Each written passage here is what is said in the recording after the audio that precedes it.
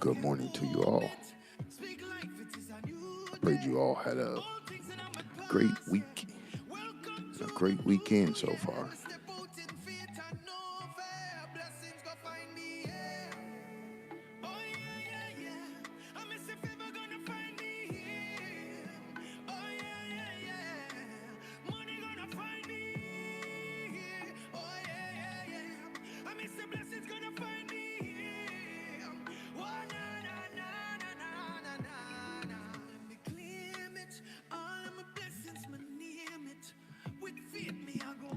Good morning, Miss Hoy. Thanks so much for connecting with us this morning.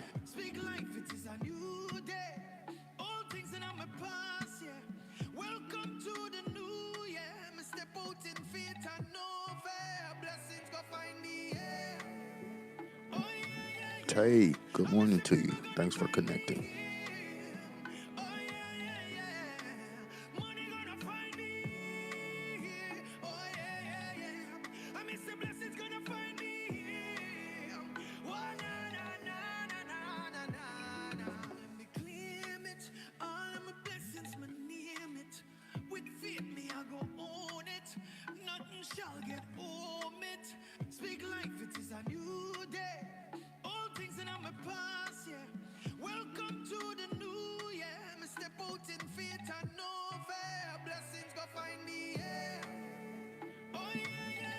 Gonna give it a couple minutes, give some people time to connect, just in case somebody's running a little behind this morning. Show them some grace.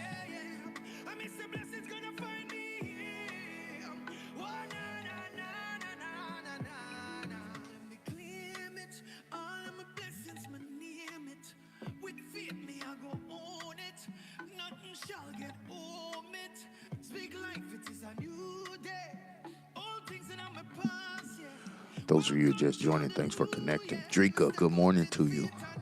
And Axel.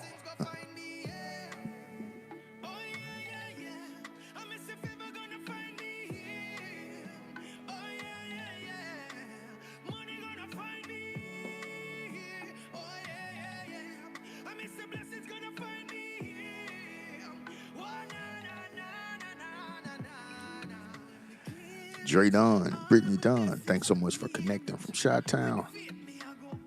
Y'all be careful out there in Chicago.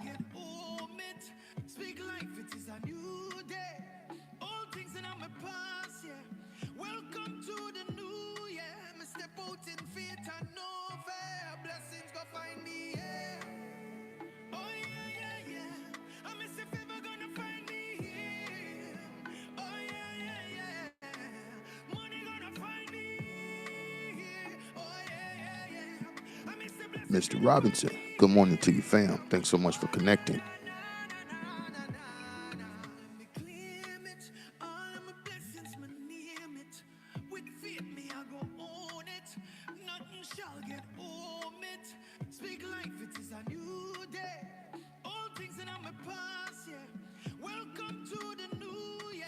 Good morning, Aunt Lynn. Pastor Ransom, thanks so much for connecting with us this morning.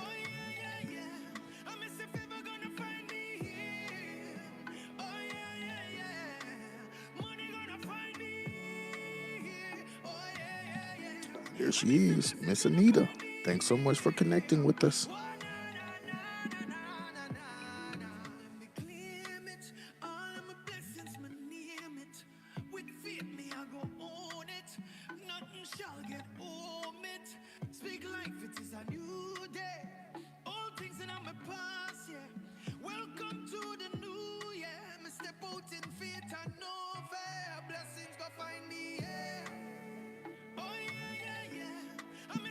Hey, those of you who are connected, if you can do me a favor really quick, in the chat, why don't you drop how long you've been with me, how long you've been connected to me. I'm just curious to see.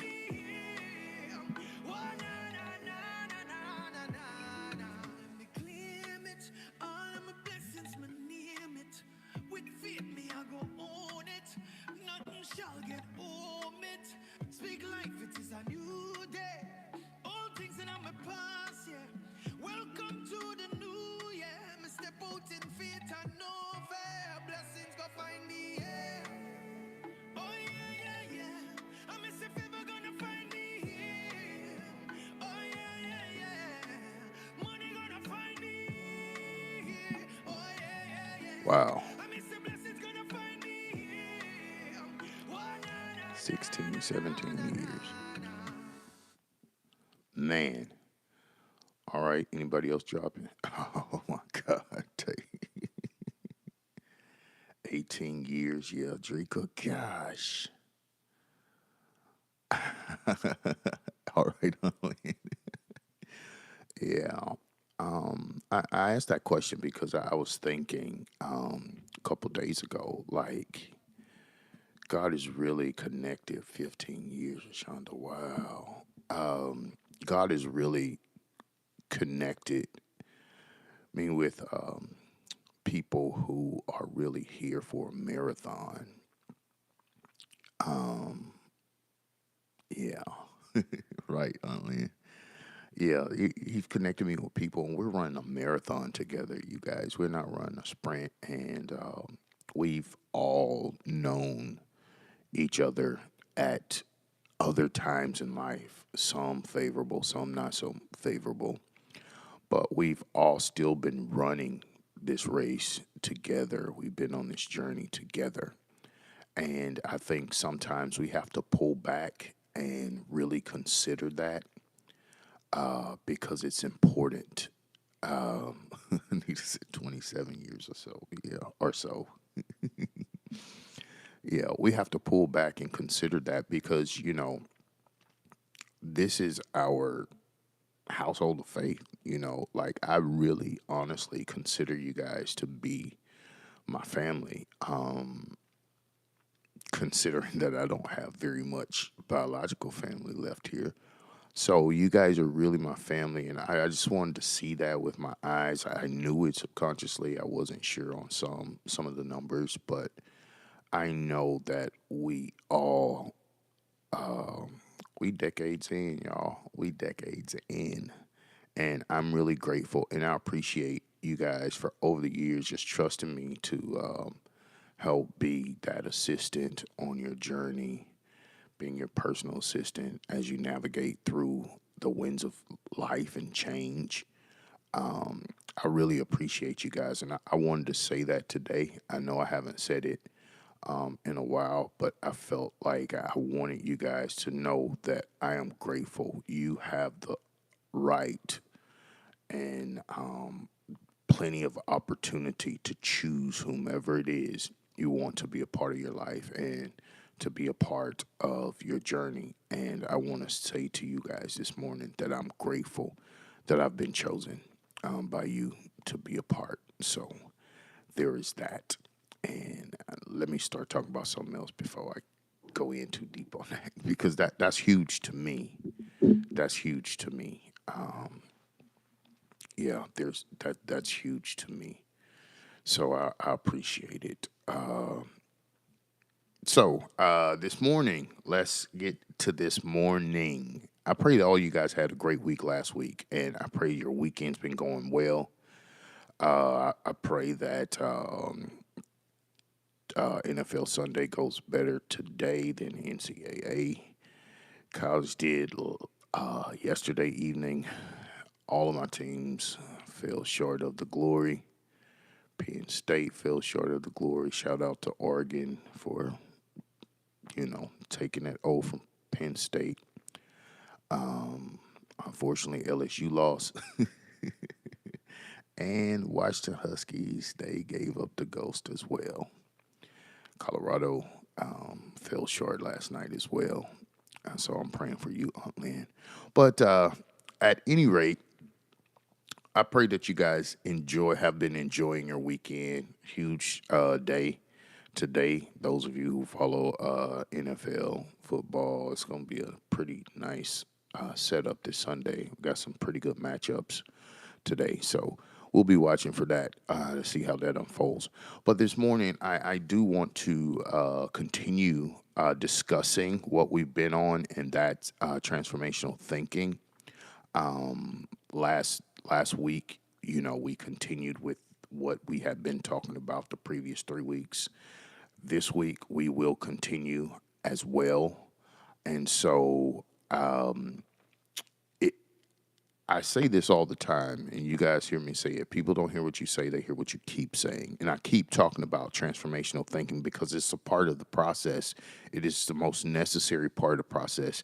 And so I'm going to read a couple passages of scripture, and then I'm going to dive in what I'm talking about, and we'll get back to the scripture. But this is the passage that I want to share with you, Galatians 6:7. You all know it. Be not deceived. God is not mocked, for whatsoever a man soweth, that shall he also reap.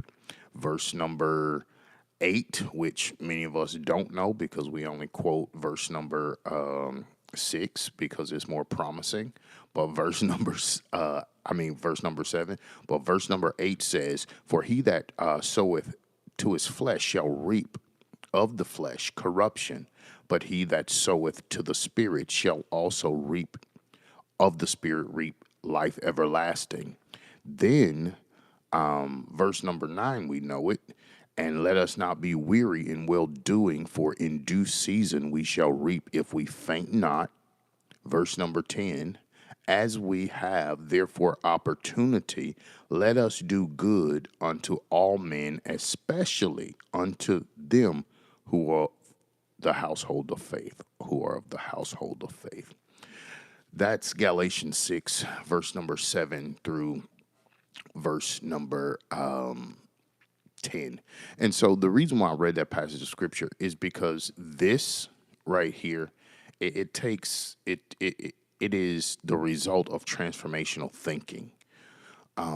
You arrive here by transformational thinking, not by quoting the scripture over and over. You literally have to transform the way that you think about life, in the way that you're doing it, in the way that it is doing you.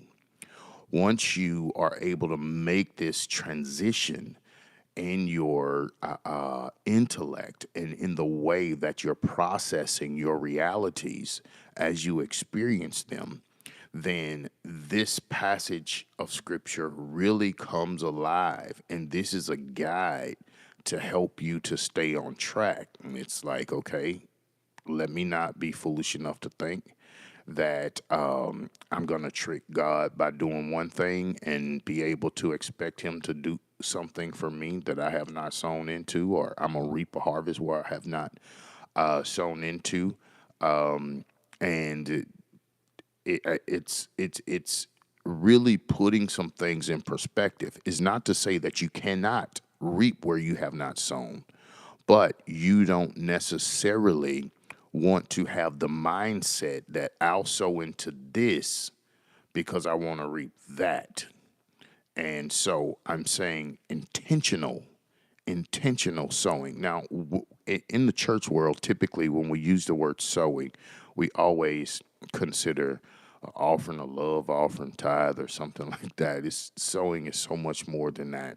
It's like, because if you think about the very next passage, it disproves that it's only talking about money, because it says, "For he that soweth into his flesh." No one puts money in their body physically. So, so it's talking about beyond just currency. So then it says, when you transform your mind, transformational thinking results in you understanding that if I'm sowing into my flesh, I'll reap of my flesh. Or when you say sowing to your flesh, it's talking about your own pleasures. If everything that I give charitably to is something that benefits me or brings pleasure to me, then I won't be able to reap from anywhere else except myself. And if I can give me happiness, if I can give me joy, if I can give me peace, then I won't be able to reap that anywhere else, because I've only sown into myself and I don't have it.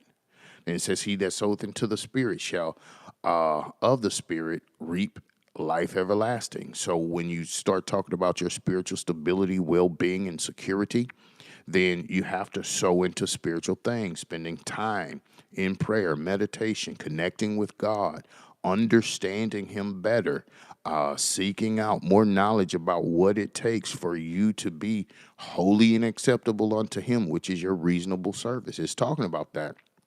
Then it gets down to the part says, "Let us not be weary in well doing, for in due season or at the right time we shall reap if we faint not." Now, I'm going to break right there because I want to talk about this. In due season, let us not be weary in well doing. And so the question is, what causes us to become weary when you're doing well, when you're doing right? It's like that shouldn't be a thing. If you know that you're doing something and you're doing it well or you're doing it the correct way, you should not get tired of doing right. Typically, ideally, that's what we say. But I'm going to show you something right here this morning in this little dialogue because I want you to consider what I'm saying. So, the way that you can become weary, there's one thing that happens that causes you to become weary in well doing and to change and to become exhausted in your efforts, in your continual efforts to maintain right works, your correct works. There's one thing that happens, and we're going to talk about it, and that is conversations. There are conversations. The conversations that we have will discourage us from doing right. You've ever been doing anything or experiencing something, maybe even in a relationship, when all it takes is for one person to come along and say, "I don't even see how you put up with that. Couldn't be me." Well, I'm glad they tried you with that and not with me because I would have done this and I would have done that. And so, what you were once able to brush off your shoulder, now all of a sudden you're looking sideways at it and wanting to go back in and say, like, "Hey, look, no, let's rewind. The other day you said to me, da da da da," and you now are confronting a situation that you were able to forgive or pardon in the moment that it happened based upon a conversation that you had with someone that stirred up something in you that caused you to recant the correct posture and you going back with this different energy to address the situation, right? So now that happens with people, but let me tell you the most dangerous conversation that you'll ever have, the most dangerous conversation, and this conversation is so counterproductive to transformational thinking until it's ridiculous. But the most dangerous person that you will ever have a conversation with is yourself.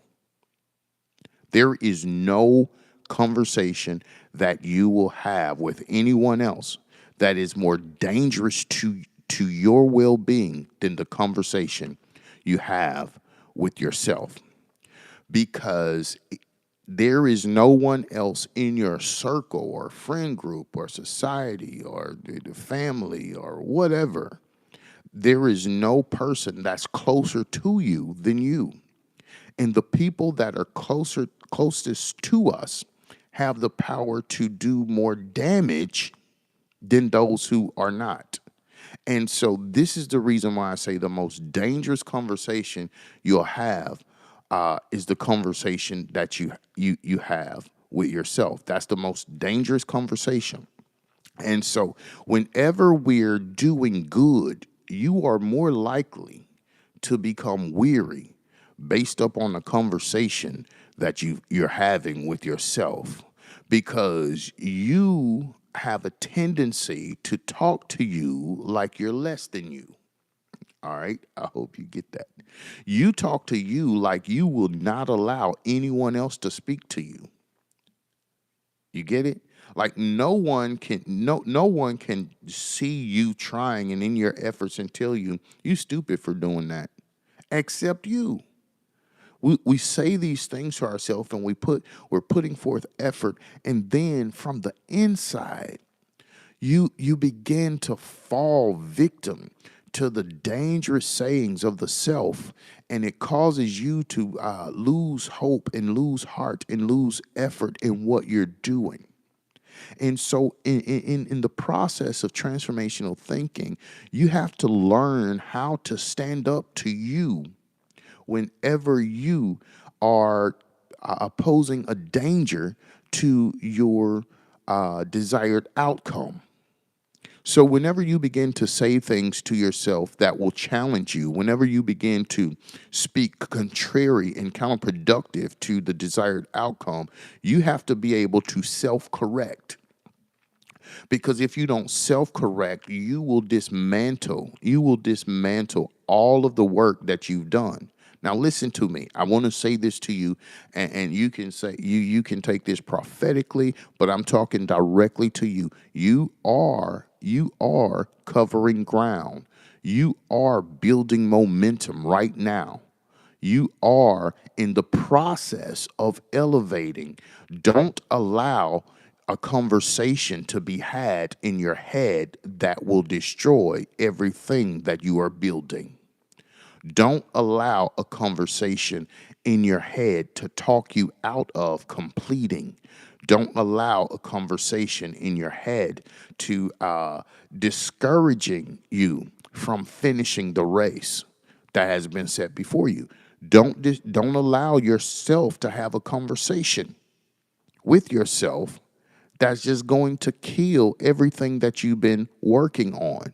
Transformational thinking is a process. I think we all understand this. It's not like one day you wake up and you say, I'm going to just think different. No, it's really not it's not like that. You literally have to put in work. You literally have to be consistent, and it takes time. We've only been on this for probably the last 4 weeks, a little over 30 days. If you've been practicing these principles, it's been a little over 30 days that you've been doing this, and that doesn't equal the equivalent of what it takes to make this change. If we've been thinking a certain way for X amount of years, you don't fix it in 30 days. It's something that you have to be consistent with.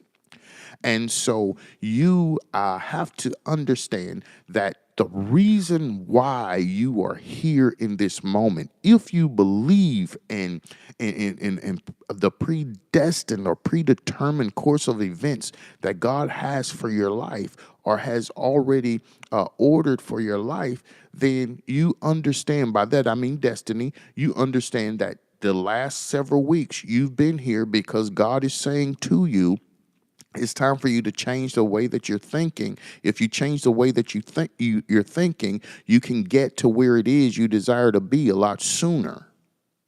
I have to have your mind right before I release to you what it is that I've destined for you. Because if God release what he's destined for you and your mind is not right, you will not receive what God has done in the correct posture, correct spirit, or the correct mindset. And you'll think that either one, I'm not worthy of what God is doing, or number two, I must not be that bad because God blessed me.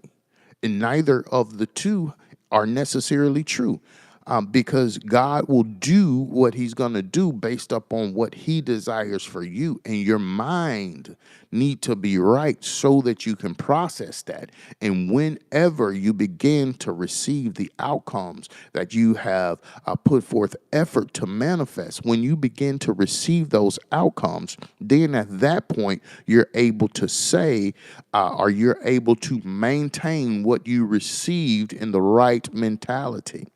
Your mind have to be right for what it is that you're going to, or what God is blessing you. If not, if your mind's not right, 9 times out of 10, we know we spoil it, right? And so, have you noticed that whenever you set something in front of you, a goal or something to accomplish, and the longer it takes, the more edited your outcome becomes in your mind? Because at first you be like, okay, yeah, I'm gonna start a business. I'm gonna start making cheesecake. Everybody eat cheesecake. People love cheesecake. I can make different types of cheesecake, red velvet cheesecake. You just come up with all these ideas. But the longer it takes for you to get to that goal, you start becoming more realistic and say, okay, not everybody in the whole world eat cheesecake, but there's at least a demographic, and you start searching for a more realistic outcome to expect. And as soon as you're that realistic outcome to expect, soon as it lines up with reality and what is possible, then you'll start seeing the results. Because if you when you start out saying, eh, all of us as young adults, we all want $1 million. We all want to be rich. And then the older you get, you begin to edit that expectation. And some of you have gotten it down to a science because you're like, I don't even need $1 million. Just give me 500,000. I'll flip it. Right? You understand that you don't need $100 million. You understand that you don't need $250 million. When you originally started out, you thought that that's what you needed. When you originally started out, when you originally started driving, you wanted a Lamborghini, you wanted a Bentley, you wanted a Rolls Royce. But now you narrowed it down to, I just need dependable transportation. Because over time you begin to self-correct, and your conversation that you had with yourself began to get more realistic, and now you're beyond the pressure to appeal to a voice that was only setting you back, or the pressure to appeal to your peers around you, and your conversation becomes more realistic. And this is the way you continue to work towards what it is that you desire to be your outcome. And at the right time, according to Galatians 6 and 9, you'll reap that if you faint not. But you have to make sure that your expectations are realistic. You have to make sure that your conversation that you're having with yourself is not posing a danger to you, because in that conversation is not always an aggressive one. That conversation will not always be aggressive that you have with yourself. Sometimes that conversation can just discourage you to the point to where you give up on it. Sometimes you'll be like, well, you still ain't got the car yet. You still ain't bought a house. You said you was going to build a house. You said 2025 was the year that you were getting married, and you ain't even dating. You have those conversations as well, and they are equally as dangerous. So I want you guys to be conscious of those conversations that you're having with yourself, as they are counterproductive to transformational thinking. Whenever you are trying to keep your mind right, and transform your thinking, these conversations will be very important. These conversations will significantly impact the process of transforming the way that you think. The way that you think. Because the way that you think is the way that we shift from one reality to another reality. And I'll give you an example. Have you ever been fine? You woke up one day and you were fine, and you started your day and was on your way, and then you had a thought about something, and upon that thought, all of a sudden, you became depressed. You start feeling all of the emotions of depression. You became discouraged. You became all of that stuff. But when you woke up, you were fine, and you tell people, "I don't know what's wrong with me. When I woke up, I was fine." And then all of a sudden, I just start feeling like overwhelmed and hopeless and all of these things. Well, what happens in that in those times is that you shift realities, and that's why I told you a long time ago that every reality that you could possibly experience, and every version of who you could possibly be, is within you already. It already exists within you. And so you literally shift realities. That's what in science and in quantum physics they call these parallel universes, right? Because they understand that in the mind we can move from one reality to another just through the power of thought. This is why it's important for you to transform the way that you think, and understand that you have the power over the way that you think, and the way that you think doesn't determine your reality, or not your reality. It doesn't determine your right or say so, or whether or not you can have a thing or can't have a thing. It doesn't. You decide that, and you have to remember that you are not your mind, right? Your mind works for you. You don't work for the mind. As long as you're working for the mind, you're a slave to the mind, and the mind ain't always right. But the spirit that God's placed in you to help guide your soul as the seer and the ruler and the final authority over this physical body, that's who the mind is subject to. And that is who disciplines the mind to be transformed. If not, you'll find yourself shifting reality. They call that bipolar, schizophrenia. And so that's people shifting realities, because in one reality, you're an old man that's fought in the war and made it back, and you 100 years old, and then you shift a reality, and that same person actually believe that they are a teenage boy or a little kid, and you have all of these different voices and stuff. Those people are really shifting realities mentally, and they literally live that experience, because that's how powerful the mind is. And so now let me ask you this. What if you were to shift realities and begin to experience a life where you're no longer struggling to please God or do the will of God?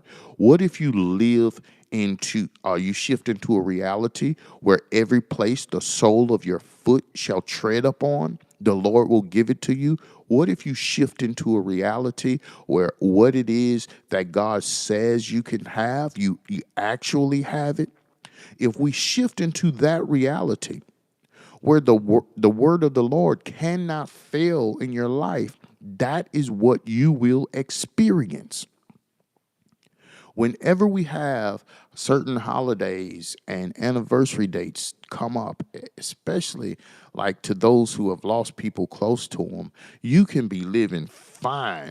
And coming up to that, you start feeling something in your spirit, and you start shifting back into that reality where you experience that pain, that the loss of a loved one, that heartbreak, that divorce or whatever. You start shifting back into that reality, and by the time that day comes, you're actually back into the actual reality that you experienced in that moment. And it hurts the same. It feels the same. It pains you the same. And this is because you've shifted realities.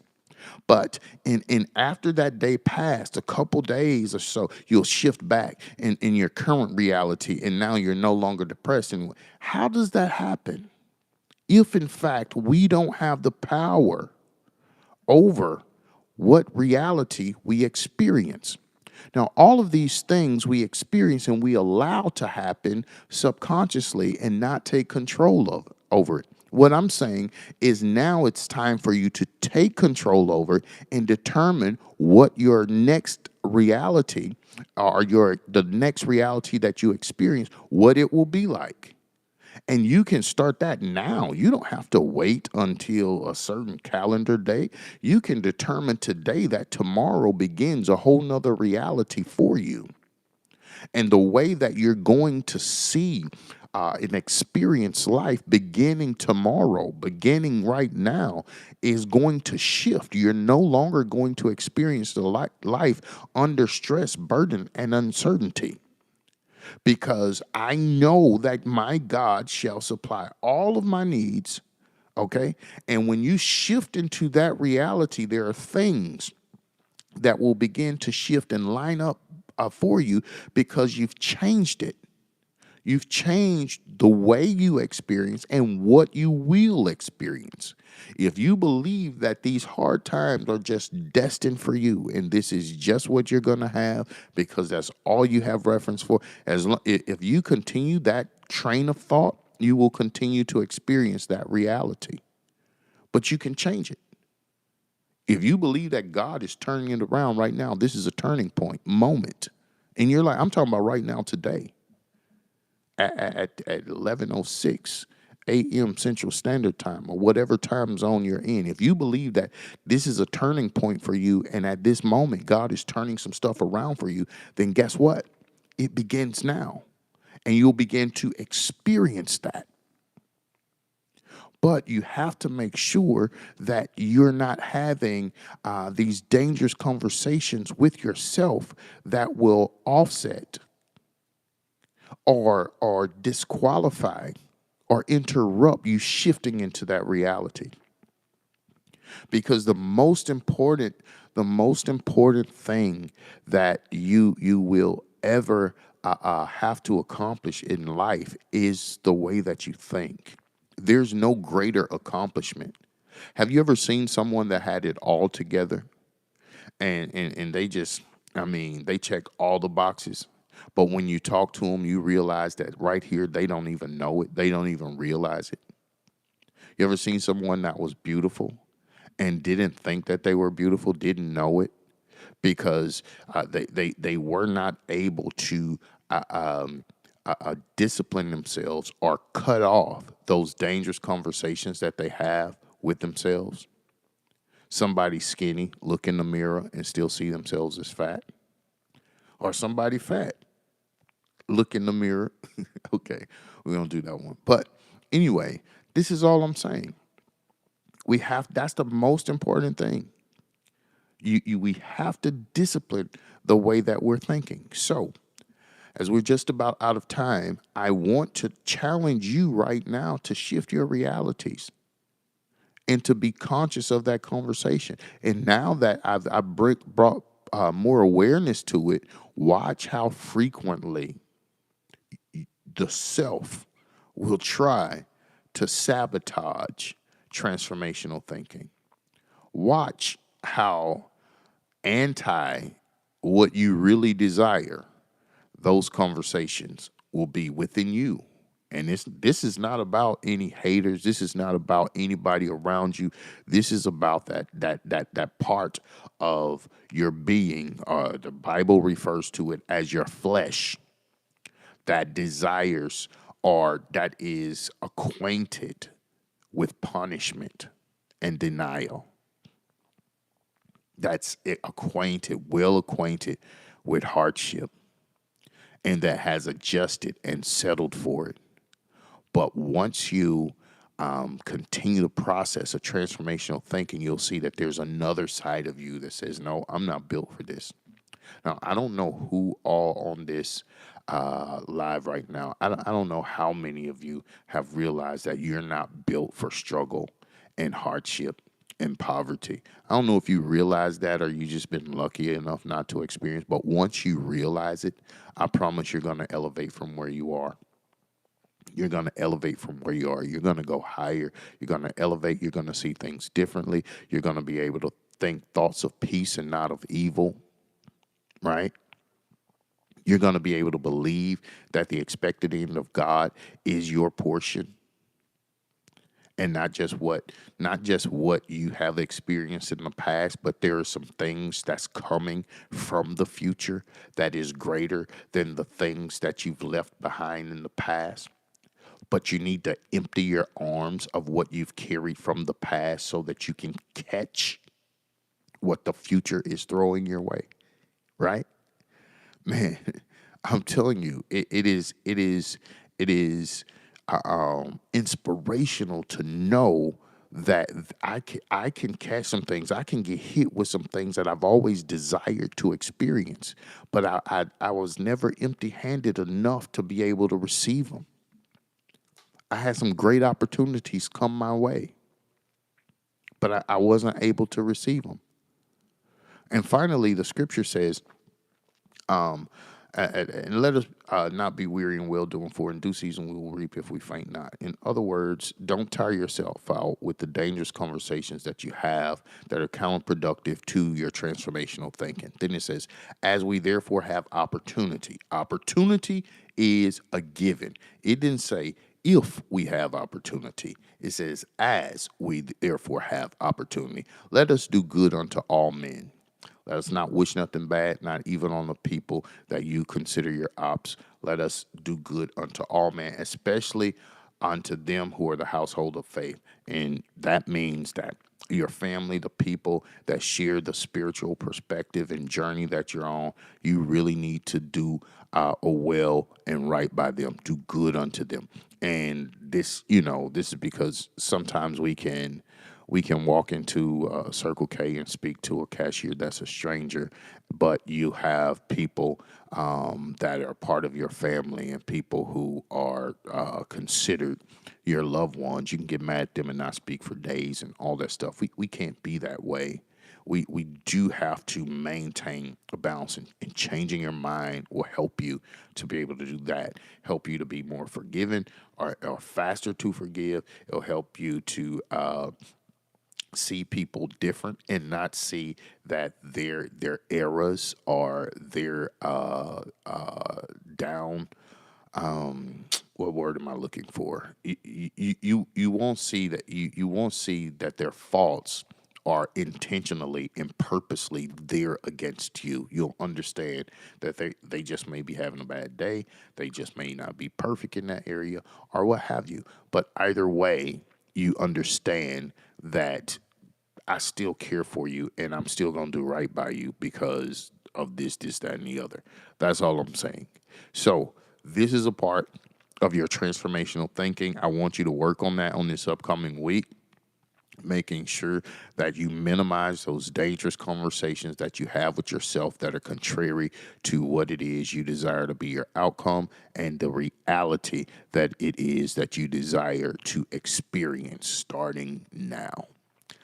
Okay, so we're just about out of time. I love you all. I pray that, you guys been inspired by something that I've said this morning, something that I shared. I pray that these last 4 or 5 weeks that you have really been putting this stuff into action. We're actually this is literally like a workbook that we're going through, and you're actually getting step by steps. And if you're implementing the steps by each step, then I promise you, you're getting closer and closer to that transformational thinking.